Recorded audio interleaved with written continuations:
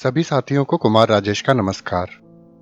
साथियों, आज मैं आपको बताने जा रहा हूँ जसमा ओडन के बारे में, जिन्हें हम जसमा माता, माँ जसमा या सती जसमा देवी के नाम से भी जानते हैं। जसमा ओडन के जीवन की कहानी 12वीं शताब्दी से ताल्लुक़ रखती है। जसमा ओडन राजपूतों की ओड जनजाति से ताल्लुक़ रखती थीं। जसमा ओडन का जन्म राजपूतों की ओड जनजाति में हुआ था, इसीलिए इन्हें जसमा ओडन कहा जाता है। ओड जनजाति बंजारों की तरह अपना जीवन यापन करती रही है। जसमा ओडन का जीवन गुजरात के राजा जय सिंह सिद्धराज के राज्यकाल से ताल्लुक़ रखता है। जय सिंह सिद्धराज सन 1092 से सन 1142 तक गुजरात के सम्राट थे। जैसा कि मैंने आपको बताया कि जसमा की कहानी भी इसी काल से ताल्लुक़ रखती है। जसमा राजपूतों की ओड जनजाति के नायक ढालो ढांड की पुत्री थी। ढालो अपनी जनजाति का मुखिया था। जब जसमा का जन्म हुआ तो बच्ची के रूप पर मोहित होकर ढालो ने अपनी बेटी का नाम जसमा रख दिया। जसमा जन्म से ही अत्यंत रूपवती थी। दुर्भाग्यवश जसमा जब बहुत छोटी थी तभी उनकी मां का स्वर्गवास हो गया। लोगों ने नायक ढालो ढांड को समझाया कि वह दूसरा विवाह कर ले, क्योंकि जसमा बहुत छोटी है और उसकी परवरिश के लिए उसे विवाह कर लेना चाहिए। ढालो ने भी सोचा कि बच्ची अभी बहुत छोटी है, अगर मैं दूसरा विवाह कर लूंगा तो बच्ची की परवरिश अच्छे ढंग से हो जाएगी। ढालो ने पुनर्विवाह कर लिया।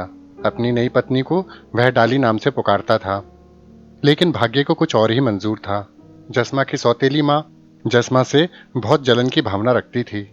बच्ची का अत्यंत रूपवती होना उसकी जलन का मुख्य कारण था। जसमा की सौतेली माँ उसे दुखी करने में कोई कोर कसर बाकी नहीं रखती थी। छोटी सी बच्ची से ही वह घर का सारा काम करवाती थी। जसमा को वह ढंग से खाने पीने के लिए भी नहीं देती थी। जसमा चुपचाप अपनी माँ का सारा कहा माना करती थी। समय बीतता गया, जसमा बड़ी होती गई। दिन दूनी रात चौगुनी गति से जसमा का सौंदर्य लगातार बढ़ता ही गया। जसमा की सौतेली माँ को जसमा की सुंदरता बिल्कुल पसंद नहीं आती थी।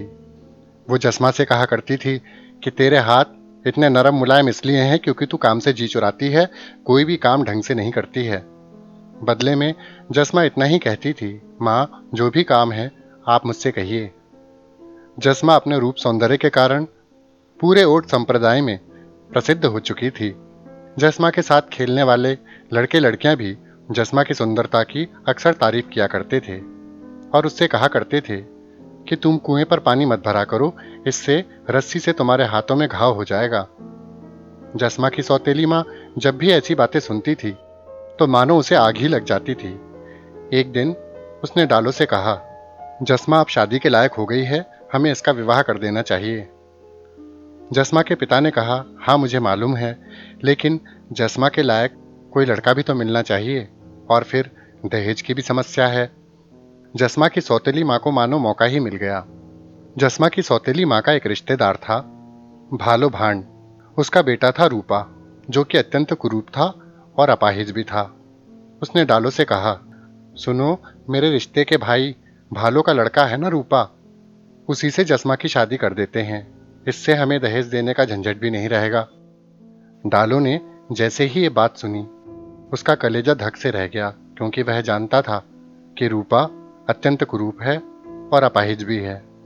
वह अपनी पत्नी को समझाने की कोशिश करता रहा, लेकिन जसमा की सौतेली माँ टस से मस नहीं हुई। रूपा को कुरूप होने के कारण रूडा नाम से भी पुकारा जाता था। जसमा की सौतेली माँ ने ढालो से कहा, आप जाइए, उन लोगों को यहाँ बुला लाइए, रिश्ते की बात मैं कर लूंगी। जसमा के पिता ने मन ही मन कहा, जसमा मुझे माफ कर देना, मैं मजबूर हूँ। जसमा का पिता अगले दिन भालो भांड के यहाँ गया। भालो उसे देखते ही खुश हो गया। भालो ने कहा, काफी दिनों से आपसे कोई मुलाकात नहीं हुई थी, आखिर कैसे आना हुआ? ढालो ने कहा, मेरी पत्नी तुम लोगों से मिलना चाहती है, तुम अपनी पत्नी के साथ हमारे घर आओ। भालो ने कहा, सब ठीक तो है ना? नायक ढालो ने कहा, हाँ सब ठीक है, बस तुम दोनों पति पत्नी हमारे घर पे आओ। भालो ने कहा, ठीक है, कल हम आपके घर आ जाते हैं। अगले दिन भालो अपनी पत्नी को लेकर ढालो के यहाँ गया।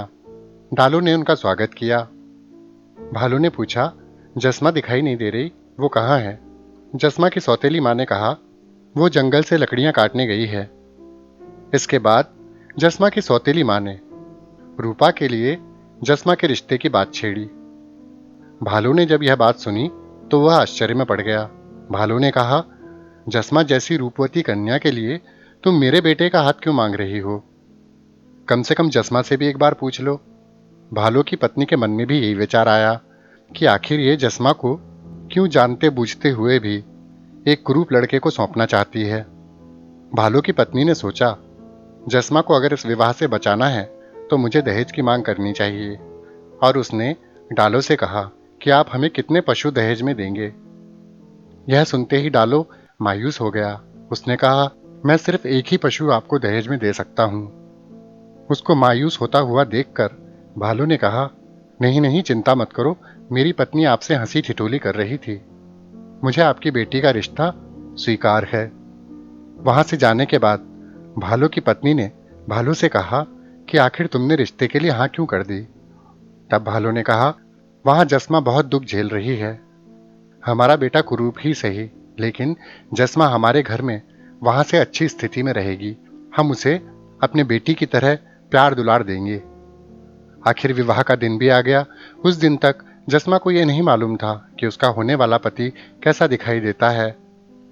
विवाह की रस्मों के दौरान जब जस्मा ने देखा कि उसका पति अत्यंत कुरूप है और एक पैर से लंगड़ा भी है, तो उसका कलेजा धक से रह गया। खैर, विवाह तो होना ही था, सो हो गया। वधू की विदाई के बाद नई नवेली दुल्हन के रूप में जब जस्मा अपने पति के घर पहुंची तो रूपा ने उससे कहा, जस्मा, मुझे क्षमा कर दो। मैं जानता हूं तुम क्या महसूस कर रही होगी, लेकिन तुम्हें अपनी सौतेली माँ के पंजों से छुड़ाने के लिए हमें यह कदम उठाना पड़ा। तुम निश्चिंत रहो, मैं तुम्हें उतनी खुशियां दूंगा जितनी मैं दे सकता हूं। लेकिन उदास मत हो, मैं तुम्हें उदास नहीं देख सकता। जस्मा ने झुककर अपने पति के पैर छुए और कहा, आप मुझे क्षमा कर दीजिए। मैं आपकी पत्नी हूं और आप मेरे पति हैं, और मैं अपने पतिव्रत धर्म का पालन पूरी निष्ठा से करूंगी। समय बीतता गया। रूपा ने जस्मा को अपने वचन के अनुसार हर प्रकार से सुख देने की कोशिश की। एक दिन की बात है, जस्मा पनघट से पानी भर रही थी। संयोग से वहां से राजकवि जीवाजी बारोट गुजरे। उन्होंने जस्मा को देखा और मन ही मन सोचा, इतनी सुंदर स्त्री मैंने आज तक नहीं देखी। उसने पास खेल रहे एक लड़के को बुलाकर पूछा, यह लड़की कौन है? बालक ने कहा, ये जस्मा है, नायक डालू की बेटी है और रूपा की पत्नी है। जीवाजी जस्मा की सुंदरता से इतने प्रभावित हो गए थे कि उन्होंने जस्मा के ऊपर कई कविताएं लिख डाली। राजकवि ने अपनी कविताओं को गीत के रूप में ढालकर सम्राट के सामने प्रस्तुत किया। राजकवि की कविताएं सुनकर सम्राट जय सिंह सिद्धराज का हृदय मोहित हो गया और उसने राजकवि से कहा, तुमने जो यह कविता लिखी है, इतनी सुंदर स्त्री इस पृथ्वी पे नहीं हो सकती। राजकवि ने कहा, सम्राट, मैंने अपनी आंखों से उस कन्या को देखा है। जय सिंह सिद्धराज ने कहा, अगर वास्तव में कोई इतनी रूपवती कन्या है तो उसे इस राज्य की साम्राज्ञी होना चाहिए। तुम जाकर उस कन्या को सम्मान के साथ राजमहल में ले आओ, हम उससे विवाह करेंगे। तब राजकवि ने कहा, महाराज, वह कन्या ओड जनजाति की है और वो लोग किसी भी कीमत पर जस्मा को राजमहल में नहीं आने देंगे। सम्राट जय सिंह सिद्धराज ने कहा, लेकिन फिर भी मैं उस कन्या को देखना चाहूंगा। राजकवि ने कहा, महाराज, मैं कोशिश करता हूं कि ओड लोगों को किसी तरह पाटन आने के लिए उकसाया जाए। संयोगवश उन्हीं दिनों गुजरात में अकाल पड़ा, जिसका प्रभाव ओड जनजाति के लोगों पर पड़ा। पशु भूख से मरने लगे, पानी का अभाव पड़ गया। राजकवि जीवाजी को ओड लोगों की यह समस्या पता चली और वह राजा के पास आया। उसने कहा, सम्राट, इस समय ओड लोगों को काम की आवश्यकता है। अगर आप कहें तो उन्हें काम करने के लिए पाटन बुलाया जा सकता है। सम्राट ने कहा, तुम सिर्फ अच्छी कविताएं ही नहीं कहते, बल्कि तुम एक बुद्धिमान व्यक्ति हो। सम्राट ने अपने मंत्री से कहा, हम जो सहस्त्रलिंग सरोवर बना रहे हैं, उसे जल्दी बनाने के लिए हमें ज़्यादा कामगारों की आवश्यकता पड़ेगी। इसलिए ओड लोगों तक यह संदेशा भिजवा दिया जाए कि अगर उन्हें काम की आवश्यकता है तो वह सहस्त्रलिंग सरोवर के निर्माण में भाग लें, जिससे मजदूरी में उन्हें अच्छा पैसा भी मिलेगा और उनके दुख के दिन भी समाप्त हो जाएंगे।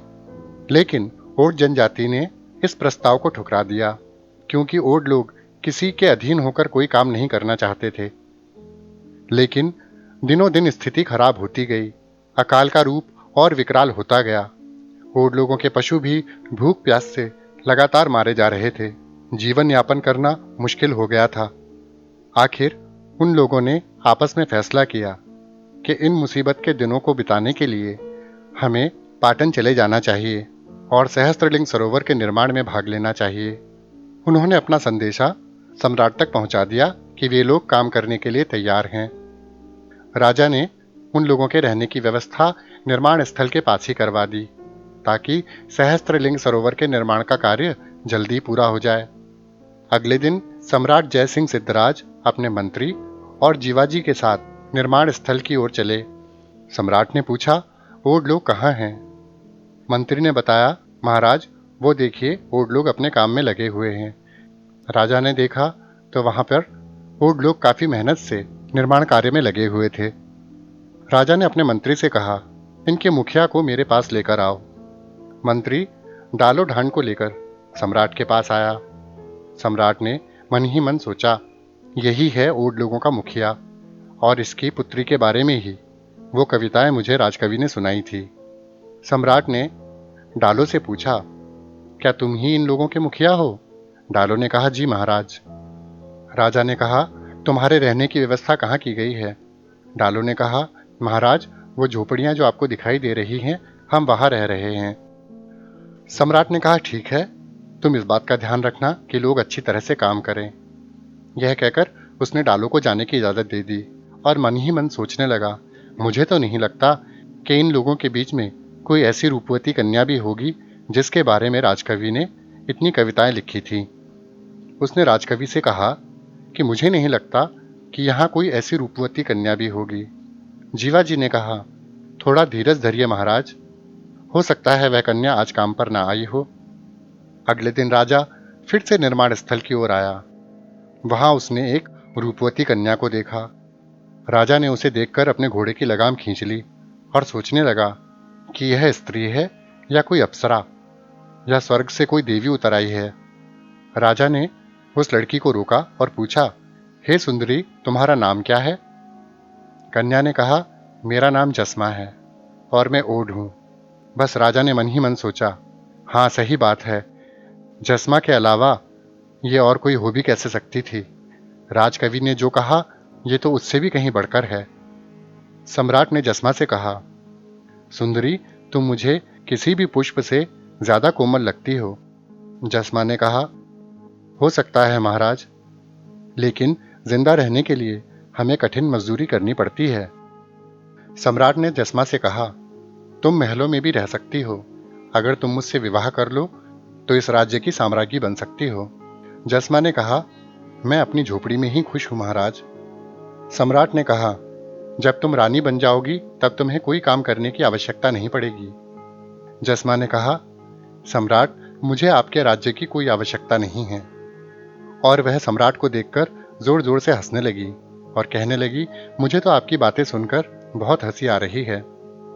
सम्राट ने कहा कि अगर तुम मेरी प्रार्थना पर ध्यान नहीं दोगी तो मैं बलपूर्वक तुम्हें अपना लूंगा।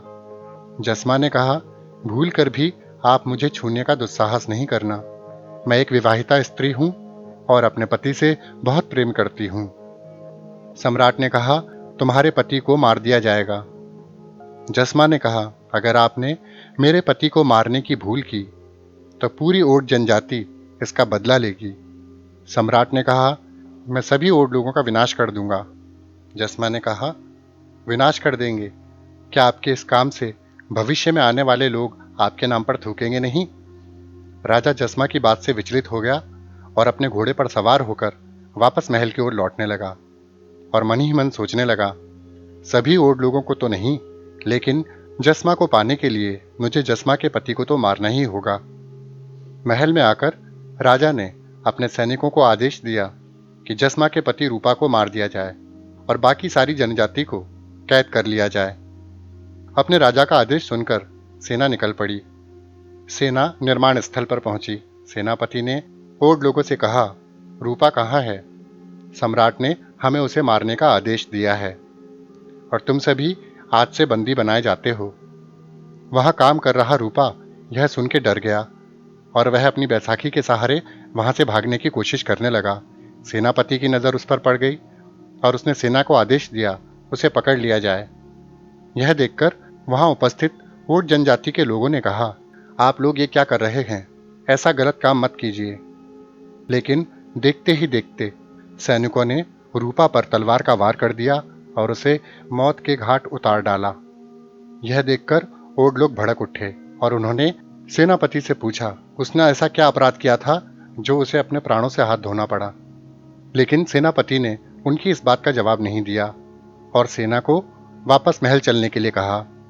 लेकिन बहादुर ओड लोग चुप बैठने वाले नहीं थे। उन्होंने वहां पड़े हुए पत्थरों से उन पर हमला कर दिया। सेनापति ने मुड़कर कहा कि तुम लोगों को इसके भयंकर परिणाम भुगतने होंगे। नायक डालो के पास सारे ओड जमा हुए। डालो ने कहा, आप ही लोग बताइए हमें क्या करना चाहिए? सभी लोगों ने एक ही स्वर में कहा, बदला, हमें बदला लेना होगा। आखिर ये हमारे ओड लोगों की इज्जत का सवाल है। ओड लोगों ने अपने पास जो भी हथियार थे वो जमा किए और फैसला लिया कि सेना अभी दूर नहीं गई होगी, हमें उन पर हमला कर देना चाहिए। ओड लोगों ने अपने बर्छी तीर कटारों से सेना पर हमला कर दिया। लेकिन राजा की सेना का सामना करना ओड लोगों के लिए संभव नहीं था। फिर भी वह पूरी बहादुरी के साथ उनसे लड़े। राजा की सेना इस अचानक हुए हमले से घबरा गई थी, लेकिन फिर भी राजा की सेना संख्या बल में ओड लोगों से बहुत अधिक थी। उन्होंने ओड लोगों को घेर लिया और उन पर हमला करना शुरू कर दिया।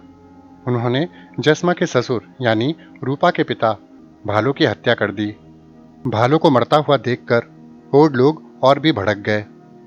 सेनापति ने ओड लोगों से कहा, मैं अभी भी चेतावनी दे रहा हूं, तुम लोग आत्मसमर्पण कर दो वरना एक एक करके सभी मारे जाओगे। लेकिन ओड जनजाति के लोगों ने सेनापति की बात पर ध्यान नहीं दिया। सेना ने दुगनी गति से हमला करना शुरू कर दिया। जस्मा के पिता डालो मृत्यु को प्राप्त हुए। एक एक करके सभी ओड योद्धा मारे गए। उनमें से एक बचा हुआ ओड दौड़ता हुआ डेरे की तरफ गया और उसने वहां जस्मा से कहा, तुम्हारे पिता की हत्या हो गई है, तुम शीघ्रता से यहां से चली जाओ। यह बात सुनकर जस्मा पलटी और उसने कहा, मैं ओड हूं, ओड कभी नहीं भागते। मैं जलती हुई चिता में प्रवेश करके अपने पति को प्राप्त करूंगी।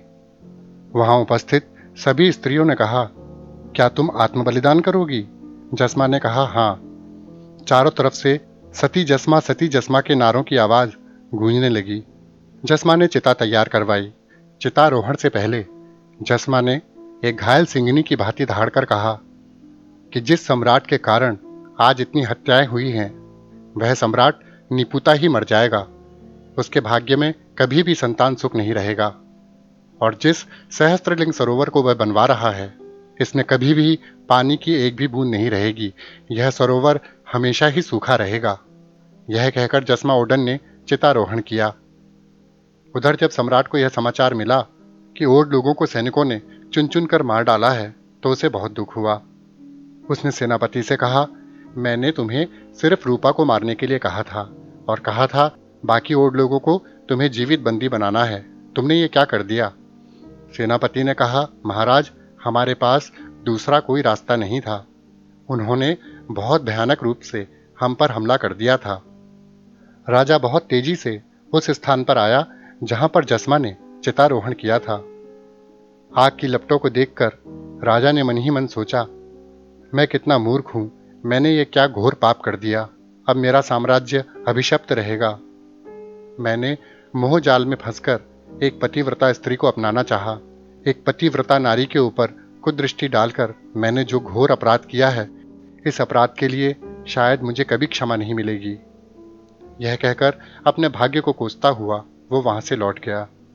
आज भी सहस्त्रलिंग सरोवर सूखा ही पड़ा है। सती जस्मा का श्राप फलीभूत हुआ और सम्राट जयसिंह सिद्धराज निसंतान ही रहे। उनका बनवाया हुआ सहस्त्रलिंग सरोवर हमेशा सूखा ही रहा। साथियों, अगर आप कभी गुजरात जाएं तो सहस्त्रलिंग सरोवर को देखिएगा। यह सरोवर उत्तम तकनीक से बना हुआ है, जिसमें सरस्वती नदी से नहर द्वारा पानी भरने की जो योजना बनाई गई थी वह लाजवाब थी। पानी को नदी से पूरी तरह से छानकर सरोवर में भरने की योजना थी। अभी भी यह सरोवर सूखा हुआ है, लेकिन कारीगरी का उत्कृष्ट नमूना है। जस्मा की कहानी यहाँ समाप्त नहीं होती। मान्यताओं के अनुसार जब जस्मा ने अग्नि में प्रवेश किया तो उस समय वहां लाल देव प्रकट हुए। लाल देव ने जस्मा से कहा, मुझे देवराज इंद्र ने भेजा है और कहा है कि मैं आपको लेकर स्वर्ग चलूं। जस्मा ने कहा, जिन लोगों ने मेरे लिए अपने प्राणों की आहुति दे दी, मैं उनको छोड़कर स्वर्ग नहीं जा सकती। लाल देव जस्मा की बात को सुनकर बहुत प्रसन्न हुए। लाल देव ने कहा, तो फिर क्या किया जाए? मैं तुम्हारी भावना से अत्यंत प्रसन्न हूं। तुम अगर चाहो तो मैं उन सबको फिर से जीवन दान दे सकता हूं। जस्मा ने कहा, यह मेरे लिए बहुत सौभाग्य की बात होगी। एक एक करके जस्मा के पति, पिता, ससुर सभी जीवित हो गए। जस्मा ने जब देखा कि सभी लोग जीवित हो गए हैं और उसके आसपास खड़े हैं, तब उसने लालदेव से कहा, मैं आपकी और देवराज इंद्र की बहुत आभारी हूं, लेकिन मैं चाहती हूं कि मैं कुछ और वर्ष अपने इन्हीं लोगों के बीच में बिताऊं।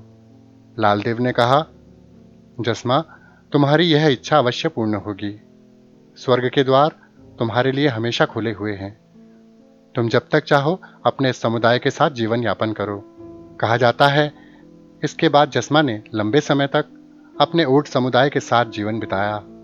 जस्मा की मृत्यु के बाद जस्मा की याद में मंदिर बनवाए गए और जस्मा की याद में गीत लिखे गए, जो गीत आज भी गाए जाते हैं। पतिपरायण जस्मा को अपनी सुंदरता के लिए और अपने पति प्रेम के लिए सदैव याद किया जाता रहेगा। साथियों, जस्मा कोई साधारण नारी नहीं थी। कहा जाता है कि जन्म से पहले पूर्व जन्म में जस्मा एक अप्सरा थी। देवराज इंद्र ने उन्हें ऋषि नल की तपस्या भंग करने के लिए भेजा था, जिस पर ऋषि नल क्रोधित हो गए थे। उन्होंने जस्मा को श्राप दिया था कि तुम्हारा जन्म ओड जनजाति में होगा। तुम्हें अपने सौंदर्य पर बहुत गर्व है। इसके दंड स्वरूप तुम्हारा विवाह एक बहुत ही कुरूप व्यक्ति से होगा।